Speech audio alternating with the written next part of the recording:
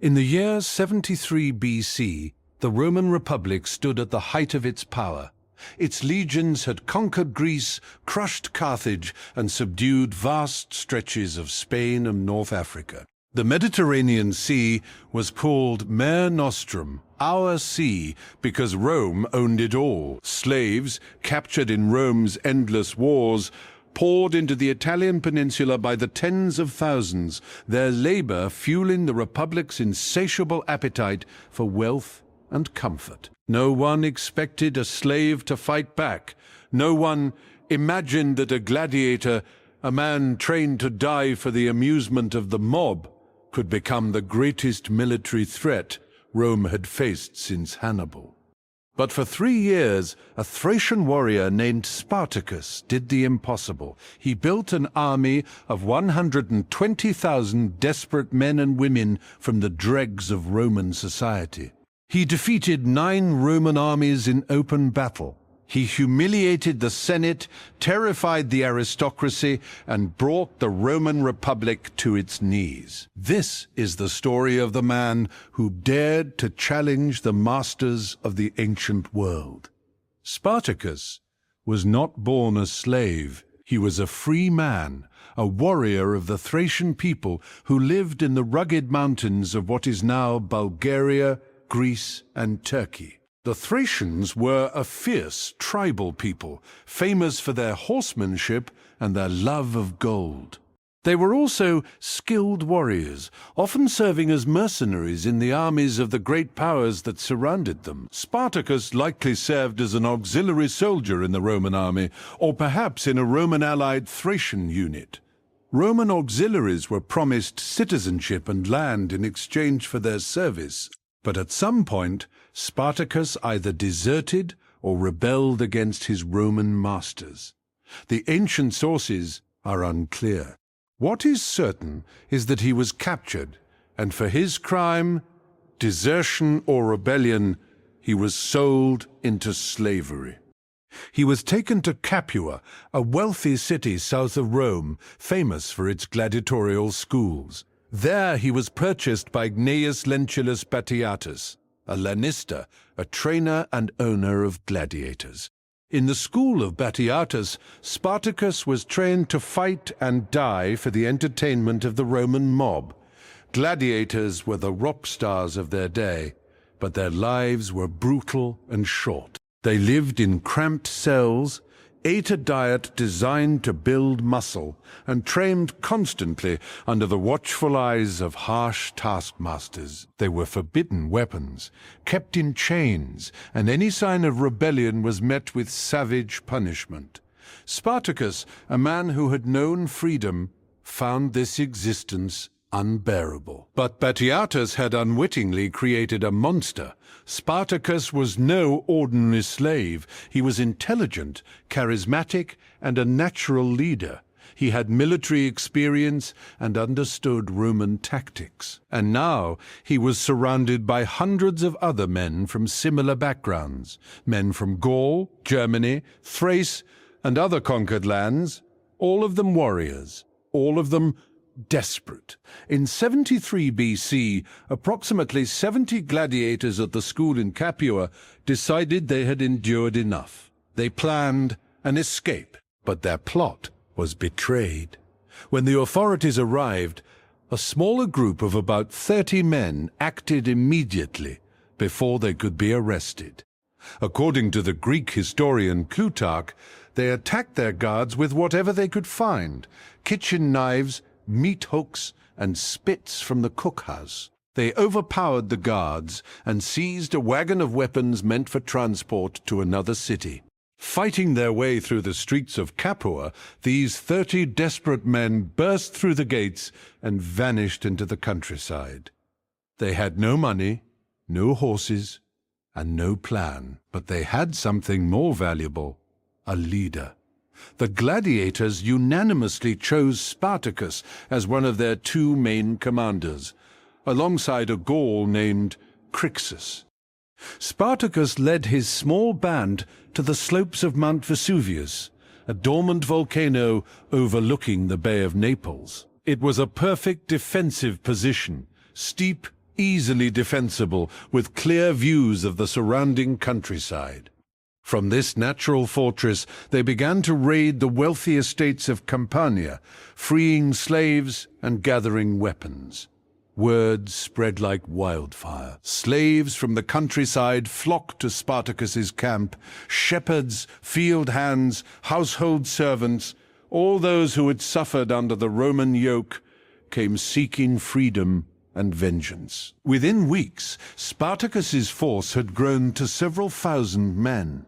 The Roman Senate initially dismissed the slave rebellion as a minor nuisance, a policing matter rather than a war. They sent a militia force of 3,000 men under the praetor Gaius Claudius Glaber to crush the rebels. Glaber was confident. He had professional soldiers. The enemy were slaves armed with kitchen knives and farming tools. Glaber marched to Vesuvius and found the rebels camped on the summit. He decided to starve them out. His men blockaded the only known path up the mountain, a single narrow trail. With no food and no way down, the rebels seemed doomed to surrender or starve.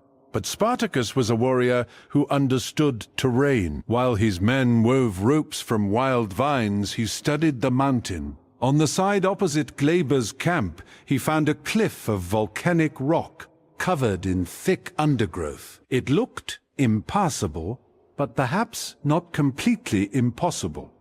Under the cover of darkness, Spartacus and his men lowered themselves down the cliff face using their vine ropes. They crept through the undergrowth and silently approached the Roman camp from the rear.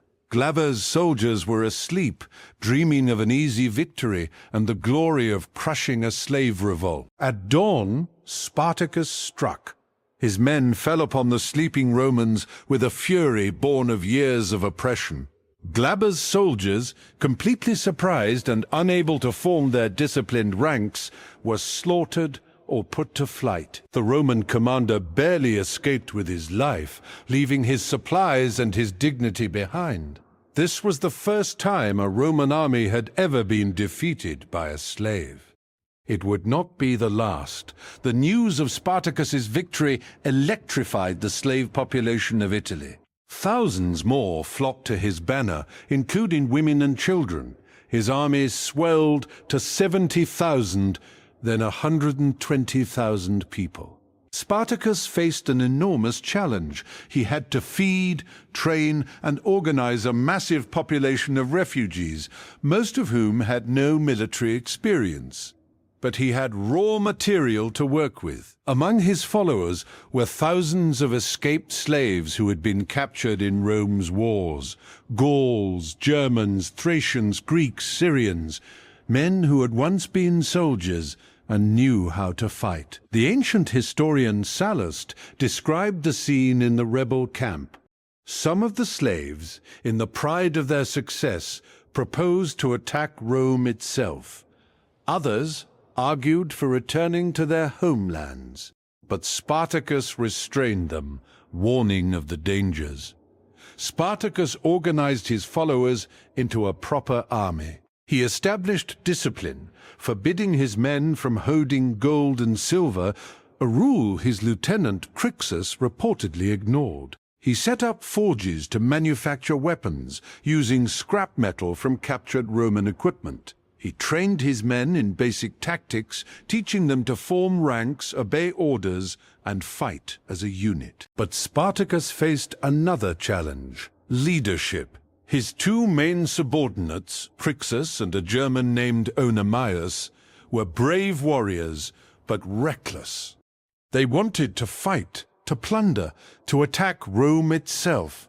Spartacus, the former auxiliary soldier, understood the limits of his untrained army. He knew that while they could defeat Roman militia, the Senate would eventually send the legions.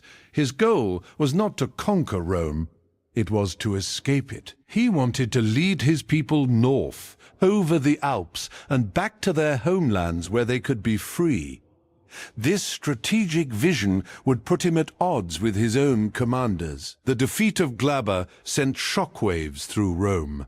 The Senate now understood that the slave revolt was a serious threat. They dispatched two praetors, Publius Varinius and Lucius Furius, with larger forces to crush Spartacus once and for all. Varinius was a typical Roman aristocrat, arrogant, ambitious, and utterly unprepared for guerrilla warfare. He divided his forces, sending subordinates to surround and trap the rebels. Spartacus watched the Roman movements from his scouts and struck each isolated column separately.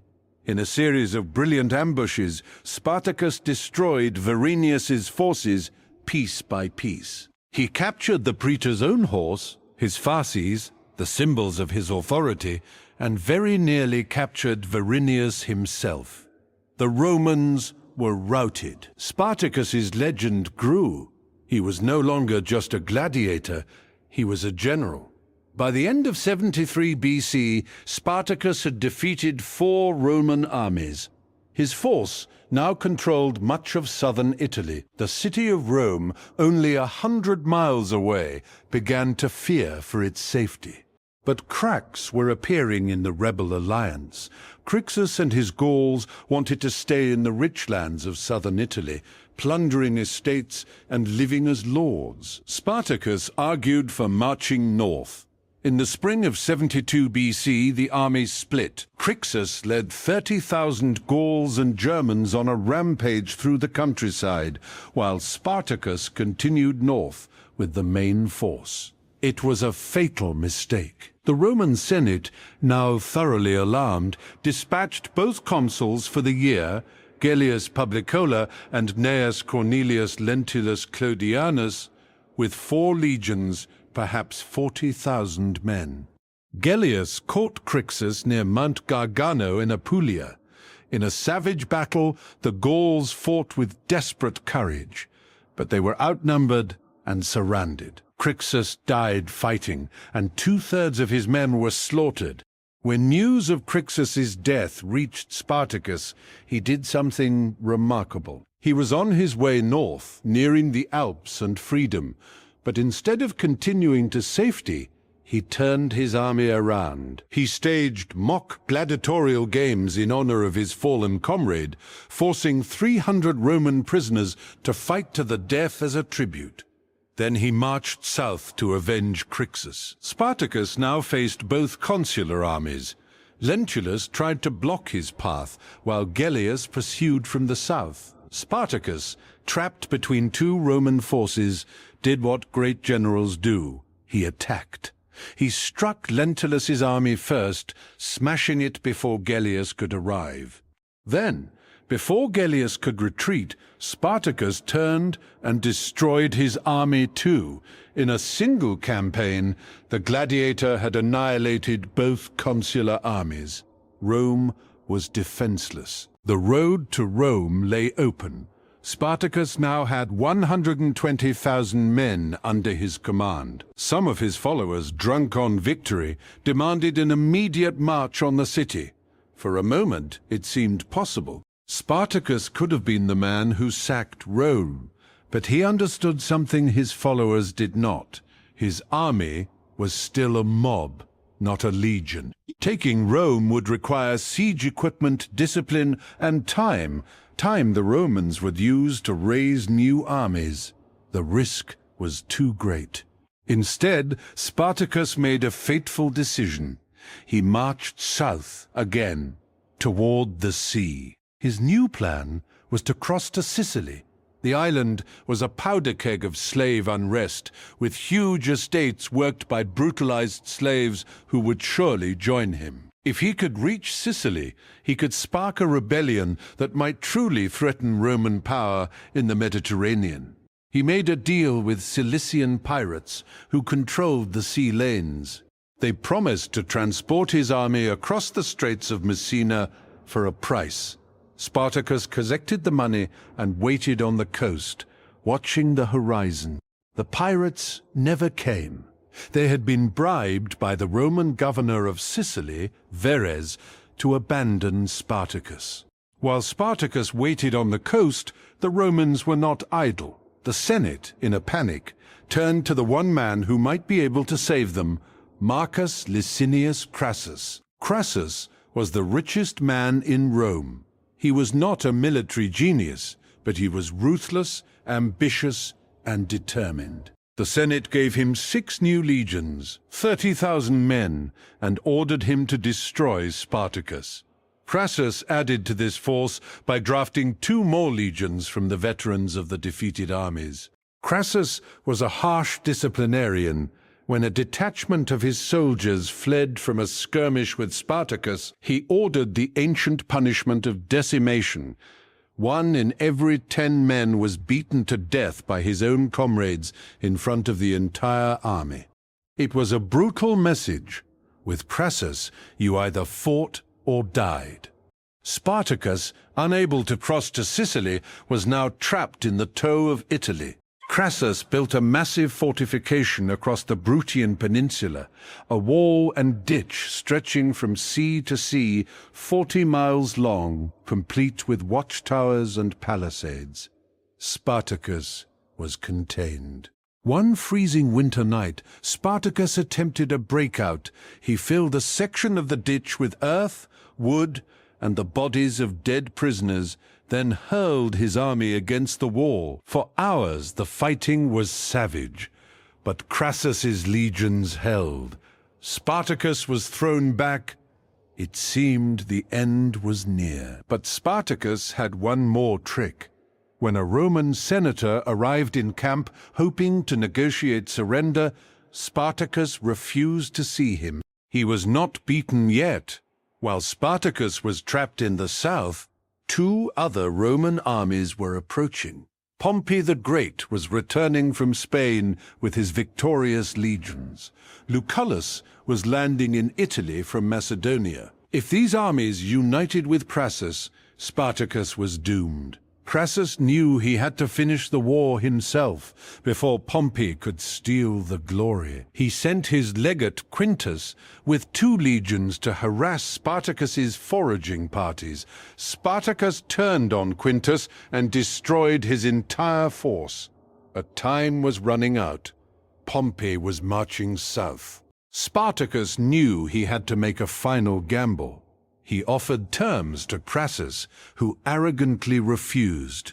The slave army would have to fight its way out. In 71 BC, near the headwaters of the Silarus River, the 2 armies met for the final battle. Spartacus had perhaps 30,000 effective fighters left against Crassus's 40,000 legionaries. Before the battle, Spartacus did something strange. He had a horse brought to him, a magnificent animal, a symbol of his status as a leader. In front of his entire army, he drew his sword and killed it. According to the historian Appian, Spartacus declared, "If we win, I will have many fine horses from the enemy. If we lose, I will have no need of this one." It was a message to his men. Today, there is no retreat. Today we fight to the end. The battle was savage beyond description. Spartacus fought like a man possessed, cutting his way toward Crassus himself. He killed 2 centurions who tried to stop him. He hacked through rank after rank of Roman soldiers, his eyes fixed on the Roman commander. But he never reached him. The Roman legions, disciplined and fresh, slowly surrounded the slave army. The rebels fought with desperate courage, but they were exhausted and outnumbered. Thousands were cut down where they stood, and then Spartacus fell. The ancient sources differ on how. Some say he was cut down by Roman swords while fighting.